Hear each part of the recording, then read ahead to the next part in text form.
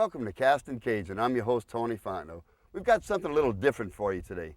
We're here in Gibson, Louisiana at Greenwood Gator Farms and Tours. We're going to show you everything about raising alligators, all the way from the egg to your dinner table. So get ready for an interesting, educational, and exciting half hour with Castin Cajun.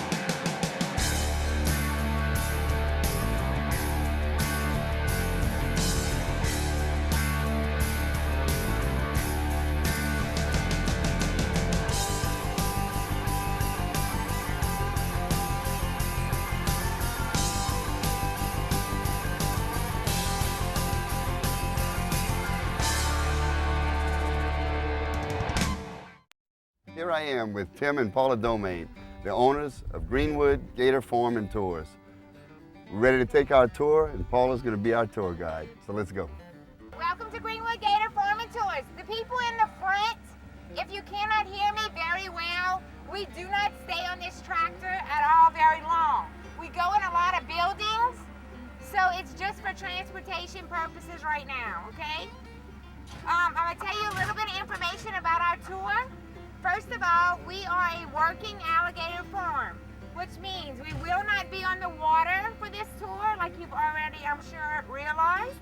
We actually go through our working farm and discuss how we farm gators and also how we process gators. The houses that we're going through right now that we're passing houses 10 to 12,000 gators.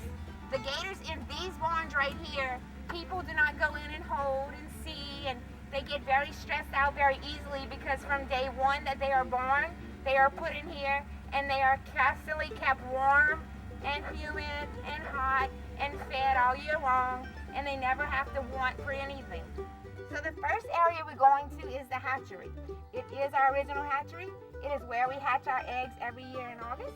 It is where we incubate our eggs, and we're going to go through everything that we do here and how we get the eggs, and we start the process of farming, okay? This is our hatchery. Now, in order to farm, we have to have gators, right?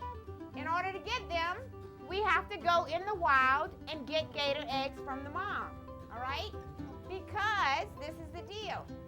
Gator moms only lay once a year, and that is in June.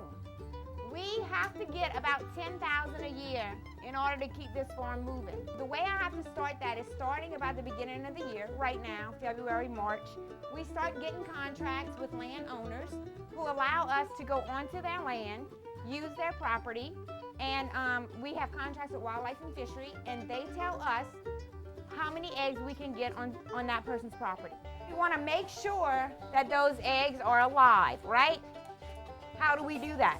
Well, the minute we get to the nest, there is a way that we know there's an active live alligator embryo inside.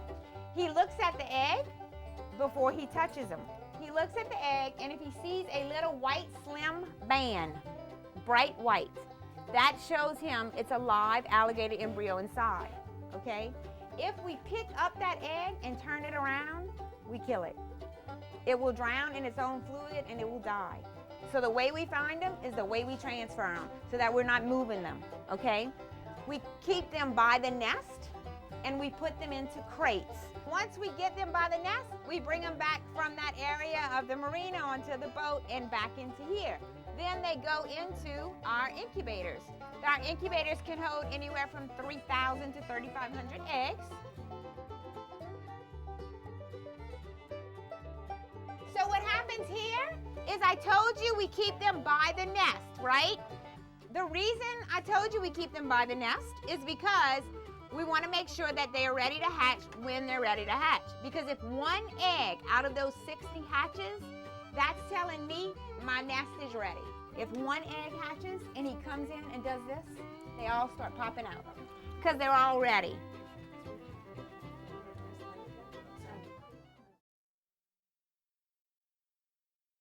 Now, farm gators, about 1,000 gators, can be done very quickly.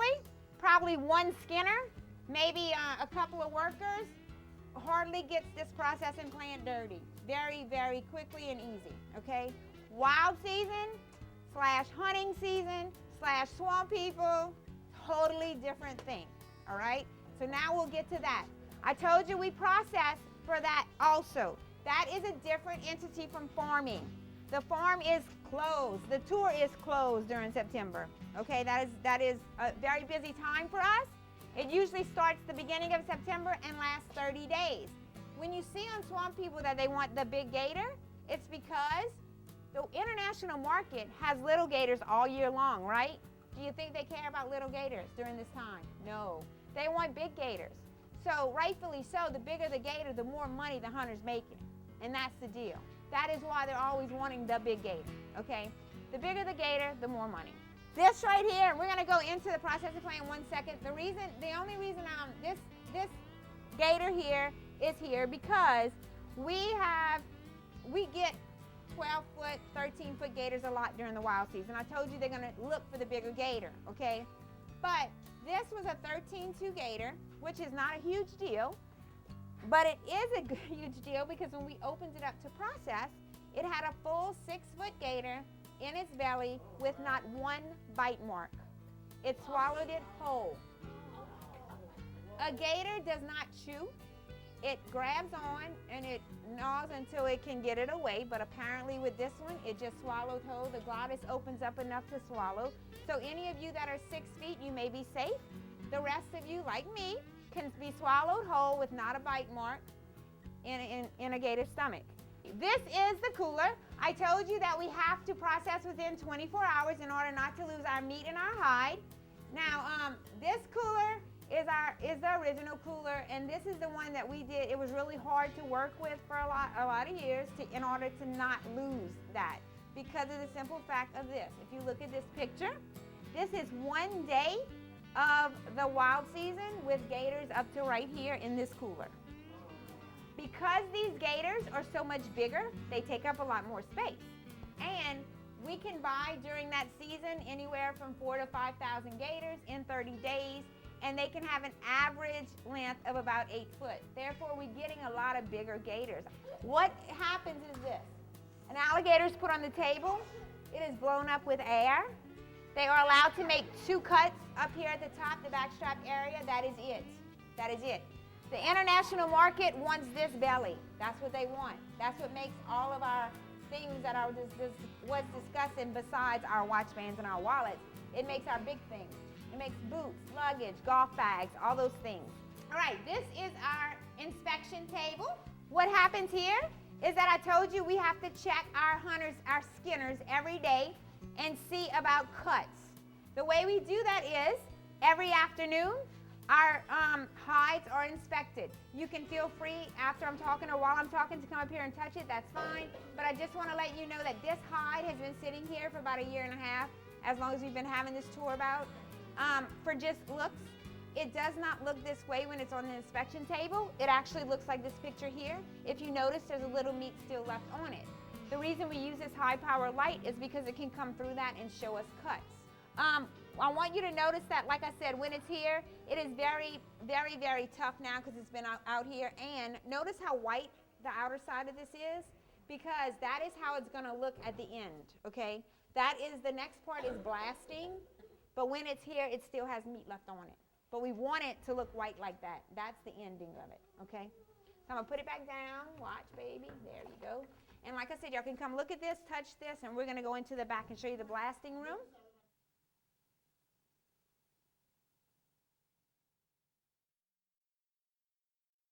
If you've ever heard about a processing plant that stinks, this is it. This is why. This is the place, that little bitty room right there.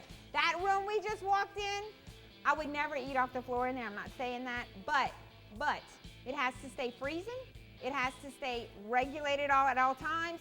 I told you Department of Health regulates that, and we have to watch everything that goes on in there. Meat always has to stay fresh. If we see anything that's not fresh, it goes in the trash. So that area is good. This area, on the other hand, is that little extra part that is left on that hide can stay on there up to a week sometimes, because at that point, the processing's over. That extra part is not kept for anything. It is thrown. It is called our guts. What happens is pressure washers are dropped from the ceiling here, This is the worst job to me and the smelliest job, but here we go. You have them September 1st knocking on the door. I'm coming blast, same ones every year, and we know they do well and they know what they're doing. They have two choices. They can put it on, they can do however they want really. Some of them choose to use the stainless steel tables. They hold them up there and they blast it against so that meat comes off well. Some of them choose to use the ground because it works better. Whatever they have gotten used to doing, they do. We can put about 250 gator hides in a crate. After that crate is done, we have to call Wildlife and Fishery at a state level. They then come and mess up our nice, neat little rolled up job. They pull every one out. They make sure they are all legal, that they all have a tag, and we are not shipping anything illegal to Italy or France. And then they put a lock. At that point, our job's done, we're paid. If anything happens transporting, that's not our problem at that point. Because when it gets to the airport, whether it be Miami Airport or New Orleans Airport, it is then opened up again by federal Wildlife and Fisheries, who do the same thing and make sure that we're not shipping anything. And then it is then done again into the country that it gets into. What's gonna happen now is this is the ending of processing. We're gonna walk down to the gator barn where he's gonna be standing there with a gator, and I'm gonna explain the gator first. Okay, this is Allie. She is 3.5 to 4 feet long. She's about 3.5 years old. I told you that they grow about an inch a year in the wild. These are our pets. We will allow them to grow like they do in the wild. We will never be processing them. We will never be releasing them. Therefore, we're gonna let them grow normal, okay? The hard area here, where it stops, is this soft area, is that kill spot down here. They're born with one tooth. Quickly, they get 80 teeth. They cannot open their mouth with very much strength, but they can bite down with 2,152 pounds of pressure. Again, that's why I told you they swallow whole, because they don't chew. So they just kind of do this until they can get their prey to either break off so they can swallow. 2 sets of lenses in her eyes, ones that go up and down like us, the other that goes side to side so they can see microscopically underwater. You may not be able to see it good now, but when you're gonna have them close up, you're gonna easily see it because you'll be able to hold them and look at that.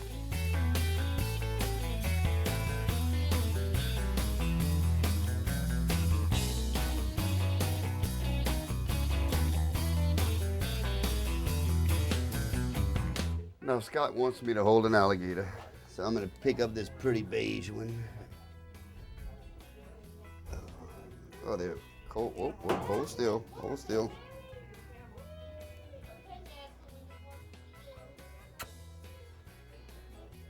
Beautiful, beautiful color. He says, Tim was saying he's got a few of these beige colored ones. I think he's gonna keep those for pets. There you go. You can touch his mouth's taped, he can't bite you. There you go.